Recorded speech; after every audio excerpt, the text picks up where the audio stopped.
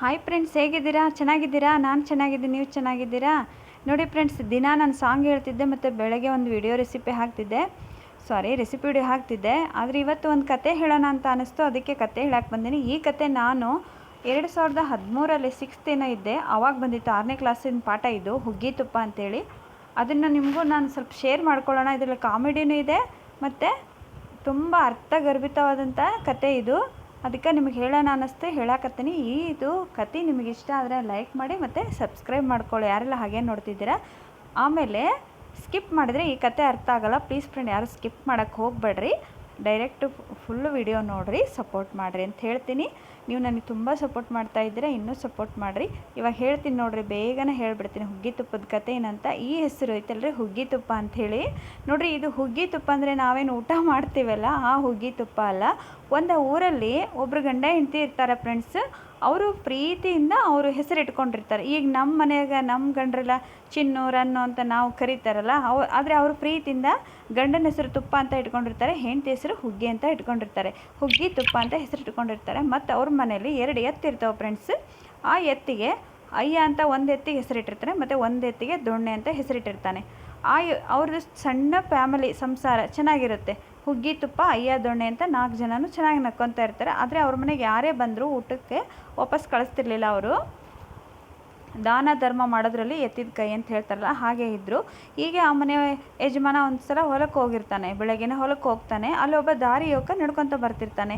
ಇವರಿಗೆ ಡೌಟ್ ಬರುತ್ತೆ, ಅವ್ರು ಊಟ ಮಾಡಿಲ್ಲ ಏನೋ ಅಂತ ಕೇಳಿ ಕರೀತಾರೆ ಅಯ್ಯಪ್ಪನ. ಅಯ್ಯಪ್ಪ ಬಂದು ಮಾತಾಡಿಸ್ತಾನೆ, ಎಲ್ಲಿಗೆ ಹೊರಟಿದ್ರಿ ಏನು ಅಂತ ಮಾತಾಡಿಸ್ತಾರೆ ಅವರು. ಆಗ ಅವರು ಹೀಗೆ ಬಂದಿದ್ದೆ ಅಂತ ಹೇಳ್ತಾರೆ. ಊಟ ಮಾಡಿದ್ರೆ ಅಂತ ಕೇಳ್ತಾರೆ. ಇವರು ತುಪ್ಪ ಅಂತ ಹೇಳಿ ಹೆಸರು ಇಟ್ಕೊಂಡಿದ್ರಲ್ಲ ಅವರು, ಇಲ್ಲ ನಾನು ಇನ್ನೂ ಊಟ ಮಾಡಿಲ್ಲ ಅಂತ ಹೇಳಿದಾಗ, ಹಾಗಾದರೆ ನೀವು ನಮ್ಮ ಮನೆಗೆ ಹೋಗ್ರಿ, ಅಲ್ಲಿ ತುಪ್ಪ ಇರ್ತತಿ, ಹುಗ್ಗಿ ಇರ್ತತಿ, ನಿಮ್ಗೆ ಊಟಕ್ಕೆ ನೀಡ್ತತಿ ಅಂತ ಅವ್ರು ಹೇಳ್ತಾರೆ. ಅವನಿಗೆ ಭಾಳ ಖುಷಿ ಆಗ್ತತ್ರಿ. ಆದರೆ ಅವನಿಗೆ ಗೊತ್ತಿರಲ್ಲ ಇವ್ರ ಹೆಂಡತಿ ಹೆಸರು ಹುಗ್ಗಿ ಅಂತ, ಅವನಿಗೆ ಗೊತ್ತಿರಲ್ಲ ಅಲ್ವಾ. ಹಂಗಾದ್ರೆ ನನಗೆ ಹುಗ್ಗಿನ ಮಾಡಿ ನೀಡ್ತಾರೆ ಅನ್ನೋ ಭಾವನೆ ಅವನಿಗೆ ಬಂದುಬಿಟ್ಟು ಮತ್ತು ಬಾಯಾಗ ನೀರು ಬರೋಕ್ಕೆ ಚಲೋ ಹಾಕೋ ನೋಡ್ರಿ. ಆಮೇಲೆ ಅವನು ಹೋಗ್ತಾನೆ ಮನೆಗೆ. ಅವಾಗ ಅವಳು ಕರಿತಾಳೆ, ಅತಿಥಿ ಸತ್ಕಾರ ಅಂಥೇಳಿ ಮಾಡ್ತಾಳೆ. ಒಳಗೆ ಕರಿತಾಳೆ, ಹುಗ್ಗಿ ಅಂತೇನು ಹೆಸರಿಟ್ಕೊಂಡಿರ್ತಾಳಲ್ಲ, ಒಳಗೆ ಕರೆದು ನೀರು ಕೊಟ್ಟು ಪಡ್ಸಲಲ್ಲಿ ಕುಂದ್ರಿಸ್ತಾಳೆ. ಅವನಿಗೆ ತುಂಬ ಖುಷಿ ರೀ, ಯಾಕಂದ್ರೆ ನಂಗೆ ಹುಗ್ಗಿ ನೀಡ್ತಾರೆ ಅನ್ನೋದೇ ಅವನಿಗೆ ತಲೆಯಲ್ಲಿ ಇದ್ದಿರ್ತತಿ. ಆದರೆ ಅವ್ರ ಹೆಸರು ಹುಗ್ಗಿ ತುಪ್ಪ ಅಂತ ಅವನಿಗೆ ಗೊತ್ತಿರಲ್ಲ. ಅದಕ್ಕೆ ಮತ್ತು ಹೀಗೆ ಮಾಡ್ಕೊತಾನೆ. ಅವಳು, ಇವಾಗ ಊಟ ಮಾಡ್ತೀರಾ ನೀವು ಅಂತ ಕೇಳ್ತಾಳ್ರಿ. ನೀವೀಗ ಇವಾಗ ಊಟ ಮಾಡ್ತೀರೋ ಏನು, ಅಥವಾ ತುಪ್ಪ ಬಂದಮೇಲೆ ಊಟ ಮಾಡ್ತೀರಾ ಅಂತ ಕೇಳ್ತಾಳೆ. ಅವನಿಗೆ ಇನ್ನೂ ಬಾಯಾಗ ನೀರು ಬರೋಕೆ ಚಲೋ ಆಕತ್ರಿ. ತುಪ್ಪ ಅಂದರೆ ಏನು ತಿಳ್ಕೊಂಡಿರ್ತಾನೆ ರೀ ಅವನು, ಮಾರ್ಕೆಟಿಗೆ ಹೋಗಿರ್ಬೋದು ತುಪ್ಪ ತರೋಕ್ಕೆ. ಹಾಗಾದ್ರೆ ನಾ ತುಪ್ಪ 2 ಸೇರಿ ಊಟ ಮಾಡಬೇಕು ಹುಗ್ಗಿ ತುಪ್ಪನ ಅಂಥೇಳಿ, ನಾ ತುಪ್ಪ ಬಂದಮೇಲೆ ಊಟ ಮಾಡ್ತೀನಿ ಅಂತ ಕುಂದಿರ್ತಾನೆ. ಸಾಯಂಕಾಲವರೆಗೂ ಅದೇ ಥರನೇ ಕೂತ್ಕೊಂಡ್ಬಿಡ್ತಾನೆ. ಆವಾಗ ಹುಗ್ಗಿ ಅಂತ ಹೆಸರು ಇಟ್ಕೊಂಡಿರ್ತಾರೆ, ತುಪ್ಪ ಅಂತ ಹೆಸರು ಇಟ್ಕೊಂಡಿರ್ತಾನಲ್ಲ ಅವನು, ಅಯ್ಯ ಮತ್ತು ದೊಣ್ಣೆ ಹಿಡ್ಕೊಂಡು ಮನೆಗೆ ಬರ್ತಾನೆ.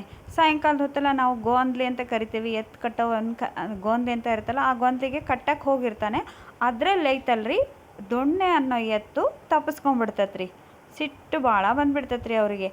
ದೊಣ್ಣೆನ ಎತ್ತು ತಪ್ಪಿಸ್ಕೊಂಡು ಹೋಯ್ತು, ಅಯ್ಯ ಅನ್ನೋ ಎತ್ತು ಅಲ್ಲೇ ನಿಂತ್ಕೊಂಡ್ಬಿಡ್ತು. ಅದಕ್ಕೆ ಅವ್ನು ಹೆಂಡತಿ ಕರಿತಾನೆ, ಅಯ್ಯ ದೊಣ್ಣೆನ ಹುಡ್ಕೊಂಡು ಬರ್ತೀನಿ ನಾನು, ನೀನು ಅಯ್ಯನ್ನ ಇಲ್ಲಿ ಕಟ್ಟಿ ಹಾಕ್ಬಿಡು ಅಂತ ಹೇಳ್ಬಿಡ್ತಾನೆ ರೀ. ಅವ್ನು ಎದಕ್ಕೆ ಹೇಳಿದಂತ ಆ ಮನುಷ್ಯನಿಗೆ ಗೊತ್ತಾಗಿರಂಗಿಲ್ಲ ರೀ. ಅವನು ಏನು ಮಾಡ್ತಾನೆ, ಅಯ್ಯೋ ನನಗೆ ಹೇಳಾಕತ್ತಾರೆ ಇವರು, ನಾನೇನು ಮಾಡೀನಿ, ಅದಕ್ಕೆ ನನ್ನ ಮನೆಗೆ ಕಳ್ಸಾರ ಇವರು, ನನಗೆ ಹೊಡಿತಾರಂತೆ ಹೆದರಾಕತ್ಬಿಡ್ತಾನೆ ರೀ. ಅವರು ತಮ್ಮ ಫ್ಯಾಮಿಲಿಗೆ ಹೆಸರಿಟ್ಕೊಂಡಿರ್ತಾರೆ ಅಂತ ಅವರು ಇವನಿಗೆ ಹೇಳಿರಲ್ಲ, ಗೊತ್ತಿರಂಗಿಲ್ಲ. ಹೀಗಾಗಿ ಅವನು ಹೆದರಾಕತ್ಬಿಡ್ತಾನೆ. ಆಯಿತು, ನಾನು ಅಯ್ಯನ್ನ ಕಟ್ಟಿ ಹಾಕ್ತೀನಿ, ನೀವು ಬೇಗ ದೊಣ್ಣೆನ ಹುಡ್ಕೊಂಡು ತೊಗೊಂಡು ಬನ್ನಿ ಅಂತ ಹೇಳಿಬಿಡ್ತಾಳ್ರಿ. ಅವ್ನಿಗೆ ಇನ್ನೂ ಚಾಲು ಆಗಿಬಿಡ್ತೈತೆ ನೋಡ್ರಿ, ಮತ್ತೊಟ್ಟು ಭಯ ಹುಟ್ಟಾಕತ್ಬಿಡ್ತೈತಿ. ಇನ್ನು ಇವ್ರು ನಾನು ಬಿಡಂಗಿಲ್ಲ, ಹೊಡೆಯೋಕೆ ಚಾಲು ಮಾಡ್ತಾರೆ ಅಂತೇಳಿ ಅವನು ಓಡಾಕೆ ಕಿತ್ತು ಬಿಡ್ತಾನೆ ರೀ. ಓಡಾಕತ್ತಾನೋ ಓಡ್ತಾನೆ, ಸಿಗಂಗೆ ಇಲ್ಲ ಇವರಿಗೆ. ಆಮೇಲೆ ದೊಣ್ಣೆ ಹುಡ್ಕೊಂಡು ಬರ್ತಾನೆ.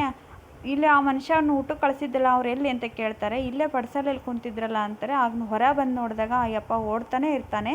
ಅವರು ನಮ್ಮ ಮನೆಗೆ ಬಂದಂಥ ಯಾವ ಅತಿಥಿಗಳು ದಯವಿಟ್ಟು ಹಾಗೆ ಊಟ ಮಾಡದೆ ಹೋಗಿಲ್ಲ, ಊಟ ಮಾಡ್ಕೊಂಡು ಹೋಗಂತ್ರಿ, ಬನ್ನಿ ಏನು ತುಪ್ಪ ನೀಡ್ತತಿ, ಹುಗ್ಗಿ ನೀಡ್ತತಿ ಅಂತ ಕರಿತಾನೆ ರೀ ಅಯ್ಯಪ್ಪ. ಅವನು ಒಂದು ಸಲ ತಿರುಗಿ ನೋಡ್ತಾನೆ ರೀ. ಈ ತುಪ್ಪನ ಕೈಯಾಗ ಒಂದು ಕೈಯಾಗ ಬಾರಿಕೋಲು ಇರ್ತೈತಿ, ಒಂದು ಕೈ ದೊಣ್ಣೆ ಕೋಲು ಇರ್ತತಲ್ಲ, ಹೆದರು ಬಿಟ್ಟು ಮತ್ತೊಟ್ಟು ಓಟ ಕೇಳ್ತಾನೆ ರೀ. ಆಜು ಬಾಜು ಇರೋರು, ಇವರು ಹುಗ್ಗಿ ತುಪ್ಪರ ಮನೆಗೆ ಏನಾದರೂ ಕಳುವು ಮಾಡಿರ್ಬೋದು, ಅದಕ್ಕೆ ಹೊಡೆಯಕ್ಕೆ ಬಂದು ಅಂತ ತಿಳ್ಕೊತಾರೆ. ಅವನಿಗೆ ಆಸೆ ನಿರಾಸೆ ಆಗಿಬಿಡ್ತೈತಿ, ನಾ ಹಂಗೆ ಕಳಿಸಿದ್ನಲ್ಲ ಅಂತೇಳಿ ಇನ್ನೂ ಭಾಳ ನೋವಲ್ಲಿ ವಾಪಸ್ಸು ಮನೆಗೆ ಬರ್ತಾನೆ ರೀ. ನೋಡಿ ಫ್ರೆಂಡ್ಸ್, ಅದಕ್ಕೆ ಹೇಳೋದು ಇದ್ದಂಗೆ ಫಸ್ಟ್ಗೆ ನಾವು ಅವ್ರಿಗೆ ಪರಿಚಯ ಮಾಡ್ಕೊಂಡ್ಬಿಟ್ರೆ ಯಾವ ಸಮಸ್ಯೆನೇ ಇರಲ್ಲ ಅಂತ.